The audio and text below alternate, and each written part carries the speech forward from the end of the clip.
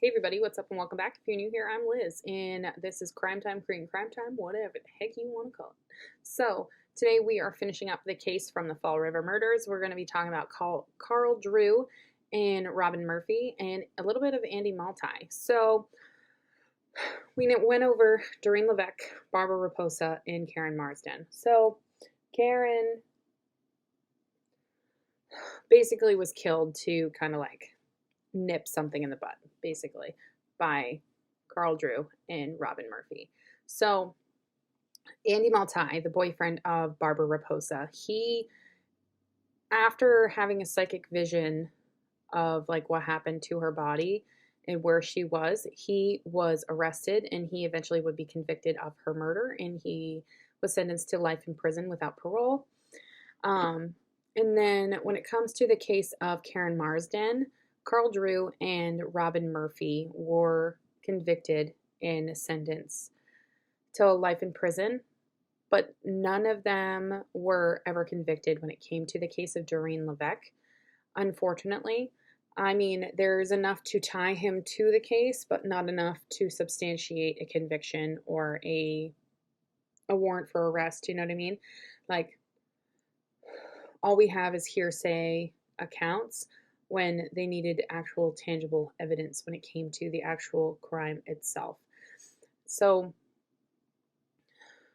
do I think that this case could have gone a different way? Yes.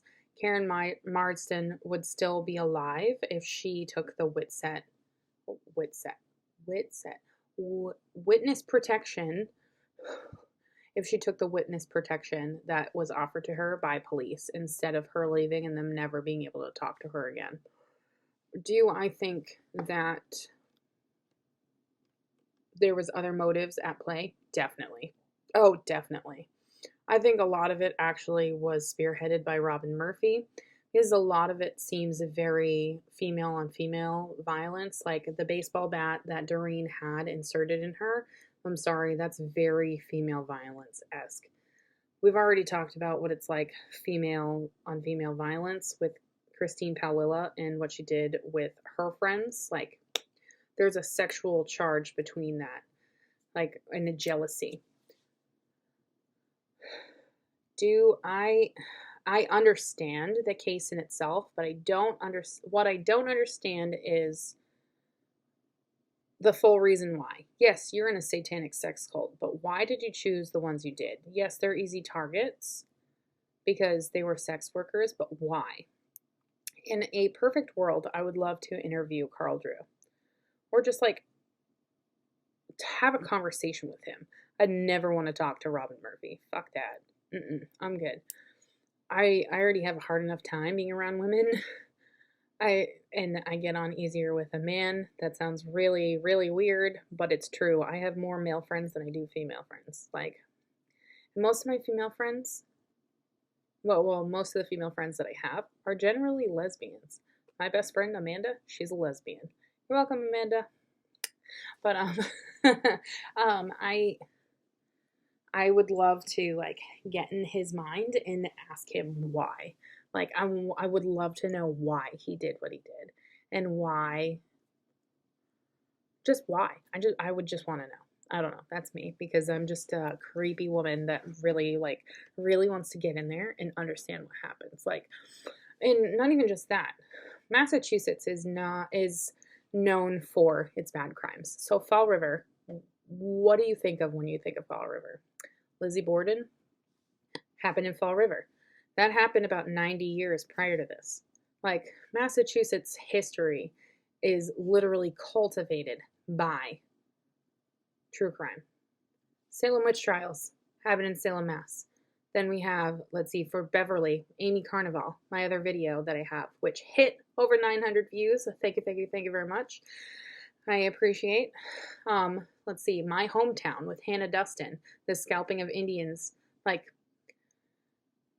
there's so many, or Danvers right there, Danvers State Hospital. I had family members that went to that hospital. That sounds really bad. I'm not a mentally deranged person, but it was like generations back. there's a lot of things in the state of Massachusetts that has helped cultivate the way that we look at things and the way that things are when it comes to our history nowadays. I know that was a very long tangent. I just feel very strongly when it comes to this stuff. But maybe it's just because I'm a true born New England person or just a masshole. I mean, that's what we call ourselves, massholes. I mean, technically I'm a transplant because I live in New Hampshire, but still. I feel very strongly when it comes to these cases because these cases are the ones that help cultivate our history for the future.